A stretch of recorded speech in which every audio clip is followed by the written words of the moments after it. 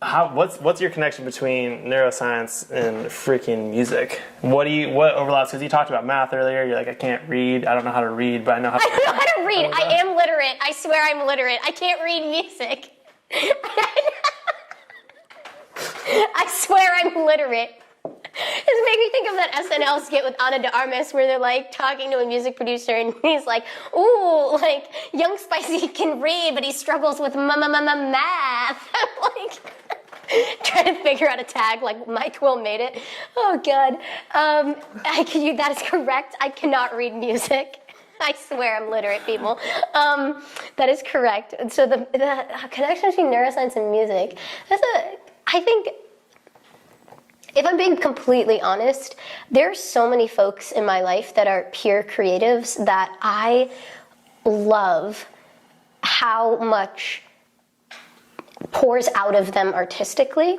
But they have a hard time trying to focus that energy. Yeah. Through like no fault of their own, and this is not like a good or bad character judgment. It's just some of the most creative, talented people. I'm like, if you had the kind of energy focus, you are a ball of ideas and of talent and artistry and creativity that you could genuinely like change the landscape of whatever medium you're trying to make a name for yourself in.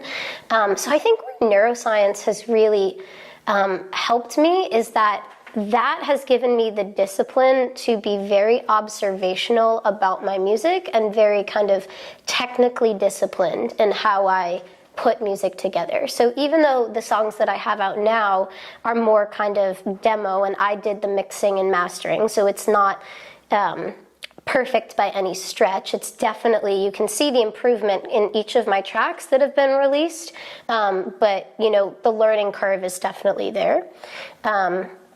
But I think the interface of the two is that it's given me the discipline to channel my creativity in a way that's productive. And then the opposite is like, I think outside the box very alinearly when I do my job. And that has only come about because I understand that music is this alinear process and no idea is off limits. And so answering questions for my day job gives me the opportunity to think creatively, but then neuroscience and my day job will give me the kind of discipline and linearity that I need to get stuff done. So I think that's how they kind of interface the most. When I have time to do it, I can make this music. Yeah. This is how I want to put it out. I have this amount of time. Yeah. And Zen, because I'm sure you have 1,000 New York stories, like it is, even in the 5 months you've been here, it is hard to discipline yourself in an adult playground like New York, where you can get very distracted very easily for very good reasons. But it is so good. And they've led to some amazing non-sharing experiences on this podcast as I readjust my Niles Crane t-shirt. But it is it is a great place to be, but it can definitely be very distracting if you don't have the kind of